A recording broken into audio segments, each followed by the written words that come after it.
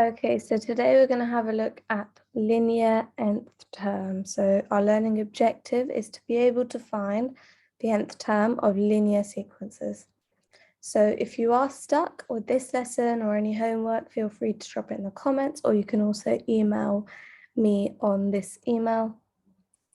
As a starter, you can pause the video and just have a go at finding the pattern and the next term in the following sequences, and then look for the pattern in the challenge as well. Okay, so with the first one, it's pretty straightforward. The difference between each term is just 2, so it's +2 each term, and the next term of the sequence is 15.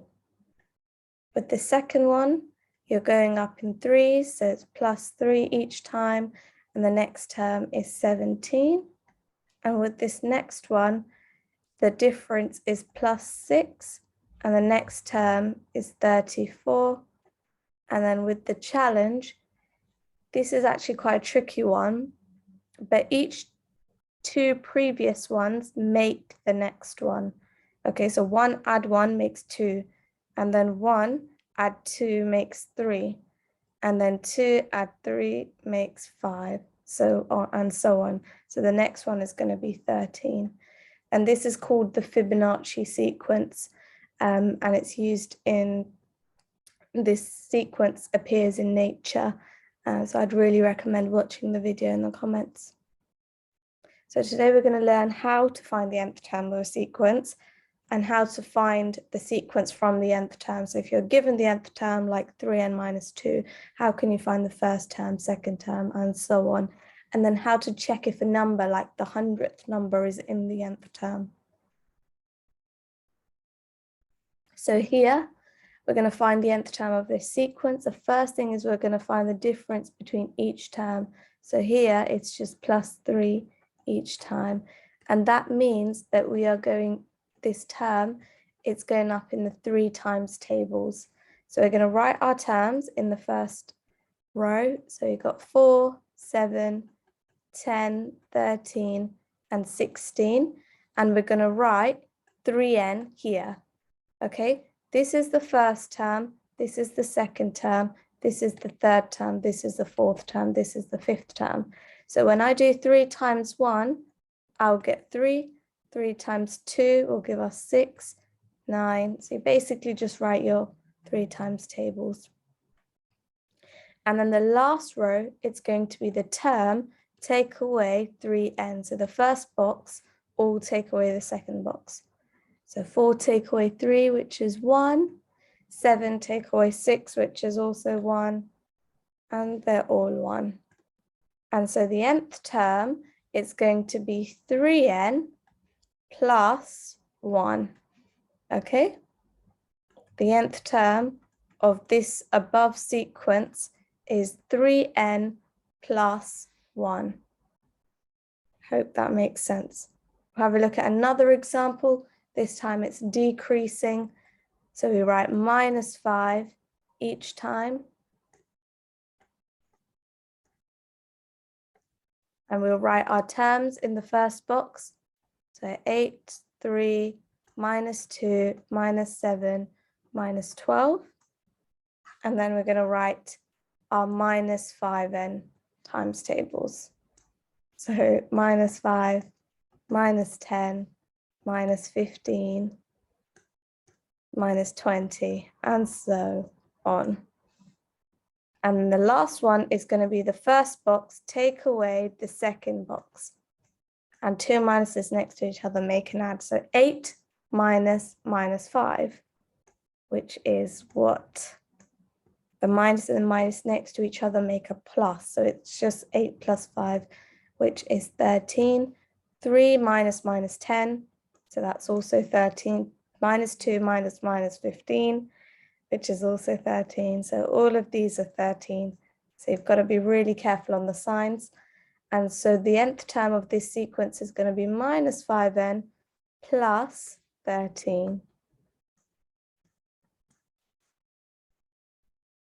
Okay, now you guys can have a go at the next one.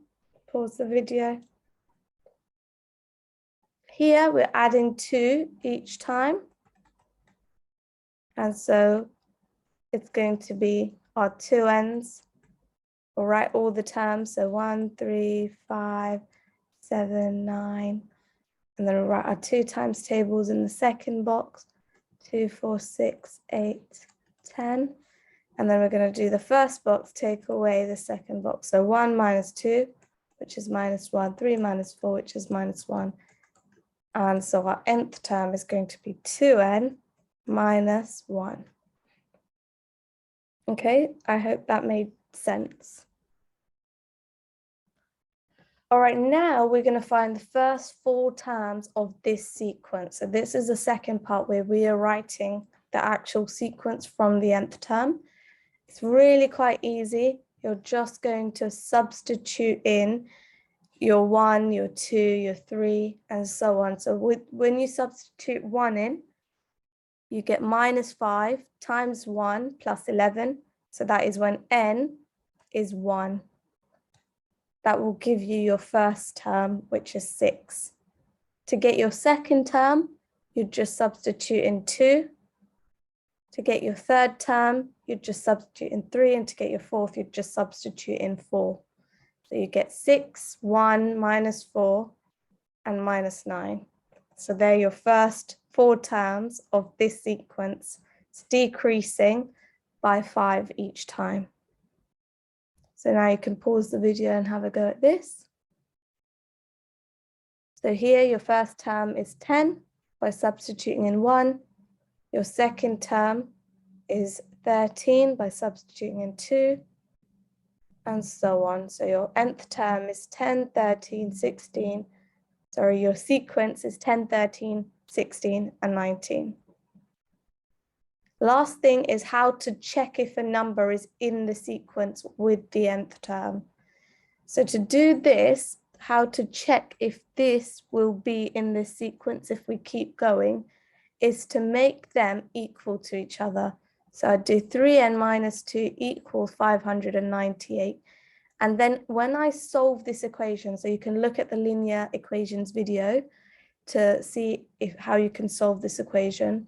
So to solve this equation, if n is an integer whole number, then an integer is just a whole number. So if n is a whole number, then it will be in the sequence. And if it's not, it won't be in the sequence. So we'll add 2 both sides. Then we'll get 3n equals 598, add 2 is 600. I will divide by 3 both sides. So n is 200. And 200 is an integer, it is a whole number. So yes, when we work backwards, we see that n is 200, and that is an integer, it's a whole number. So 598 is the 200th term in this sequence. Okay, so your turn. You've just seen the answer, but here it's literally the same thing. So make 4n minus 2 equals 368. We'll add 2 to both sides. So that gives us 370. And yeah, 370 divided by 4. I can see that's not going to be an integer. And so it doesn't work. It's not in the sequence of 4n minus 2. Okay, so that is the end of the video. I hope some of it was useful. And now what you can do to practice this is just try the questions that I've added in the comment section. So if you try those questions, it should be super, super easy, and it should make a lot of sense. But yeah, thank you for listening, and I will see you in our next video.